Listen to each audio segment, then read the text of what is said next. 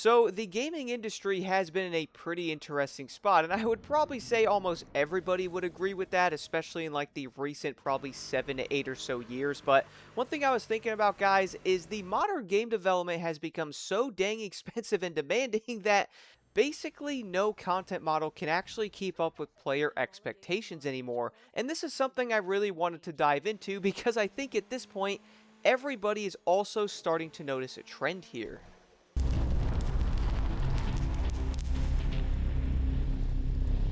Now, some of the biggest things I have noticed nowadays with a lot of games that launch is a lot of them seem to have a lot of similar issues. I mean, for one, people might end up jumping into the game and their first question is, where's the DLC, or is there DLCs planned for it? The other one is, why are updates so small? Why did this end up taking 6 years to make this? This game isn't even done yet. Why is there not more content in there?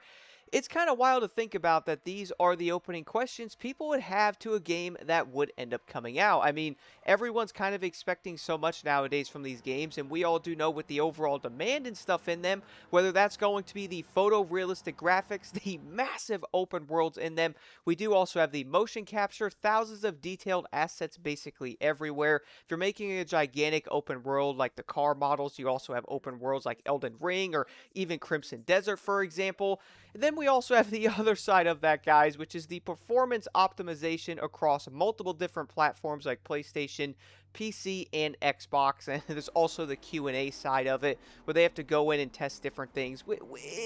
It's really crazy to think about how much goes into a game nowadays. And I do understand that things are a lot different now than they used to be 20 years ago. You know, back then, adding a car, a weapon, or something to some of those games and putting it in there and designing it was probably way easier than it is today. I mean, the graphics were a lot less demanding back then. They didn't have to go insane with the pixels and everything on the games with the details.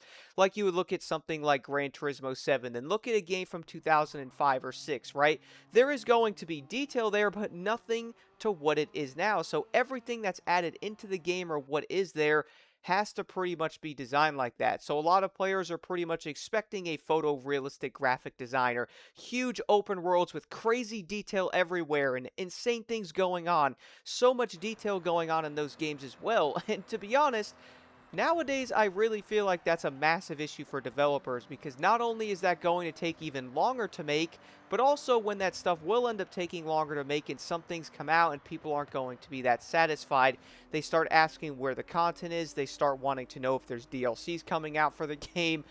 It's a really interesting situation, but let's dive into this a little bit deeper because there's other things I wanted to discuss with this. So we also have the other impossible situation developers are in with all of this stuff. We all do know they have to go through the insane graphics and design of these games now compared to before.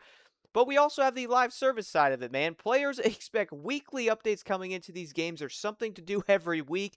They're also expecting big monthly updates, which we all do know the one game that really probably was able to do that at a big scale was probably Fortnite, right? We can all totally agree on that. That game was easily putting out monthly updates and all that. Now, the game obviously has taken an interesting turn where a lot of players are not liking the direction that they are going with it, but they were kind of doing the weekly and monthly updates, and now other companies, or at least other players jumping into other games, might have expected other games to be able to do the same thing. And to be honest, it just is simply not possible for the other games to really keep up with that type of model. Teams are basically spending months making content. People are probably working on weekends and doing different things. And I can only imagine how some of these offices look with these people trying to get this stuff out as quickly as possible.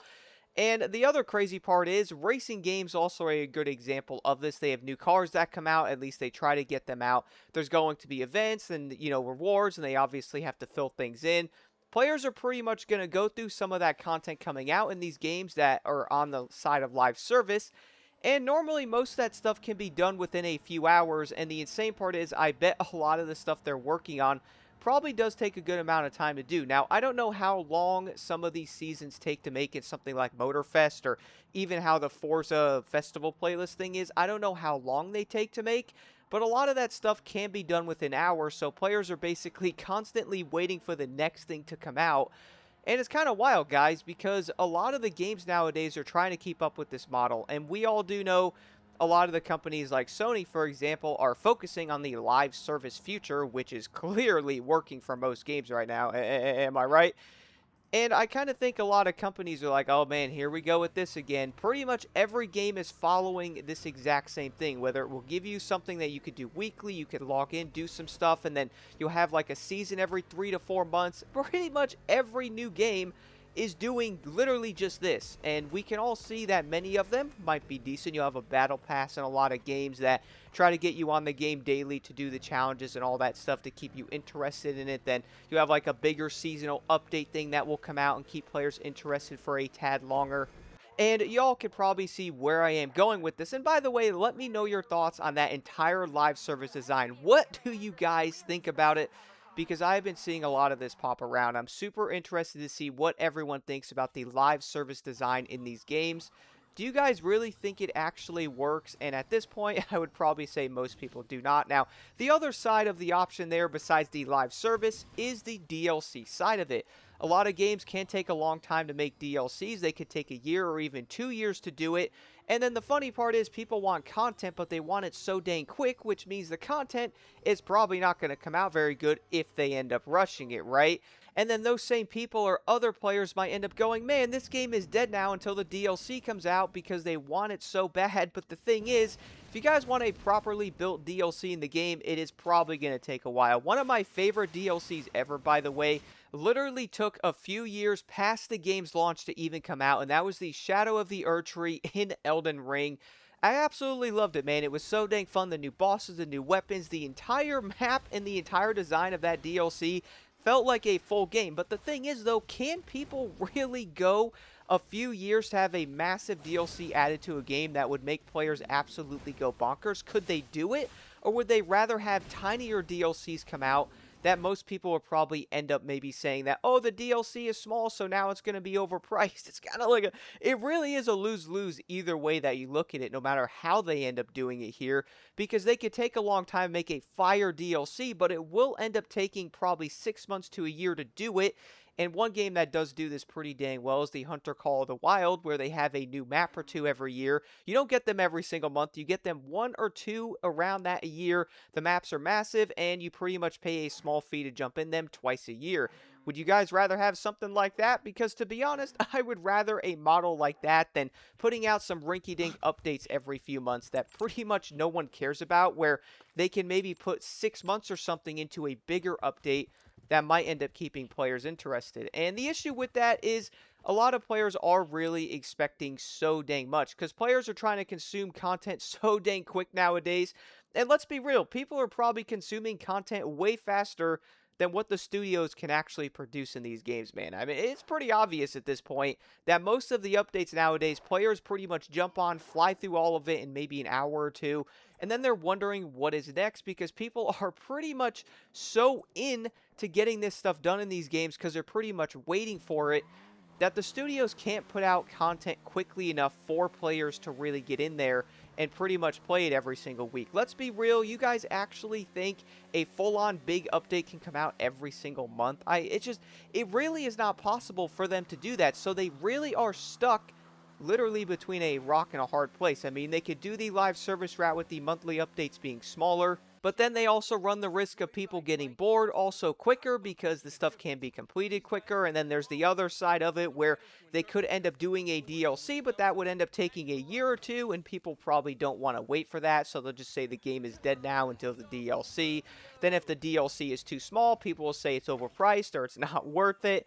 It is actually insane. And what really gets to me, though, is either one of these designs and how game development is nowadays, guys, again, about the massive open worlds, crazy graphics basically everywhere, is they also have to put all of that into the DLCs and the live service models. Like, keep that in mind, for real. These are not these little updates they're doing or these little tiny things they're doing in a game from 2007 or 2009-ish, in that range. Nowadays, graphics have to be amazing. Everything has to be top-notch for people to even really look at it. So if they are working on a little update or something like that, then pretty much everything has to be really good, or people might go, dang, what happened to this? Or this really took 5 years. Look how this game looks.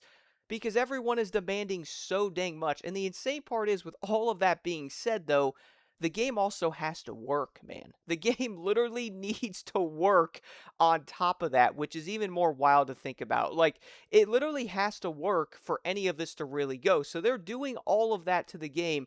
Yes, it might look really good and some things might be good in there, but the game also needs to run on every single platform, which is a crazy demand on top of all that. I really feel like the testing and then people want updates and live service and everything to do.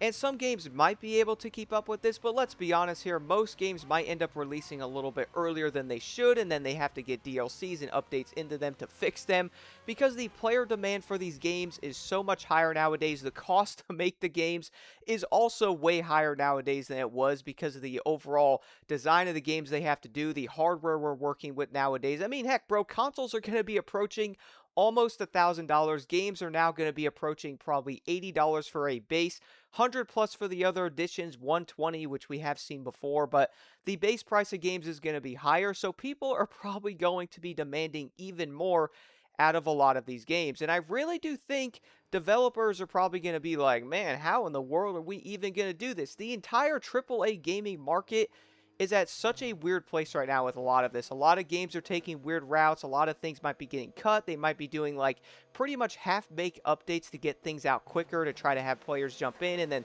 they start adding the microtransactions to try to fund different things and do other stuff when some of that, the game doesn't even work properly, but the online store does. Yes, the game may not even run right, but at least the online store does, so add your money to the game for a game that might not even run right. Now, imagine if that game actually had the proper time to be developed. It wouldn't even need a store like that, I bet. It would probably actually run better. And one of the game examples, I have to say again, one of my personal favorites in the last 10 years, and I bet you other people would agree, Elden Ring. I'm going to throw it out there again. One of my favorite games ever made. The game is absolutely amazing. It's piled on with content everywhere. No microtransactions, but the game probably took such a long time to make it.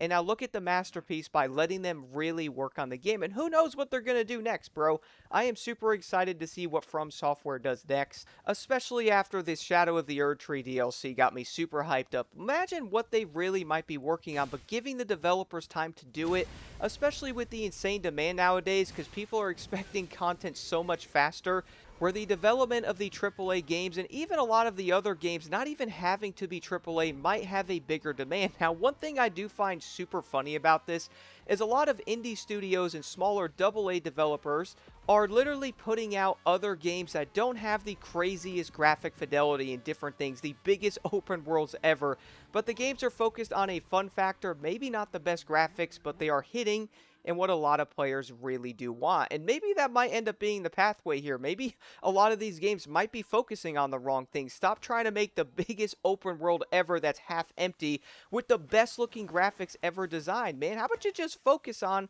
making the game a little bit more fun, because a lot of the older games from 2003-ish, I can even go lower than that, but 2003 to maybe 2014, 2015-ish, a lot of them focused on other things, not just the graphic fidelity of everything going on and insane thousands of details everywhere in the game. And then they also have to focus on the performance and the optimization of the game, trying to work with all of those insane other demands. It just doesn't really work. And now all these developers have to do all of this stuff and put everything together and get it done even faster. It just will never really meet the expectations of basically anything at this point. So I gotta say, guys, let me know your thoughts on this in the comments below. I'm super interested. I really do think they're in such a rough spot because live service clearly is not working that great, because they can just not keep up with the demand of content and also keep up with what players are expecting nowadays with the live service. So everything kind of feels half-baked, or it feels rushed, or it just doesn't feel like it's enough. And then the other side of it is the DLCs, where people probably want the DLCs out quicker, but if they were out quicker, people would end up saying that they're rushed, they don't want this, they want a bigger DLC, but that would take longer, then the game would be dead. There really is not an easy way out of this. I am curious to know what y'all think about this in the comments below. It's kind of wild that a lot of these expansions, even Cyberpunk, for example, having a huge expansion that's taking years, and from what I have seen, from what people have said about the DLC, they seem to really do like it. So maybe that might end up being a better way to do it instead of the overall live service seasonal design, which is clearly not working. Maybe putting more time into really big DLCs and having one or two of those a year might honestly be a better route.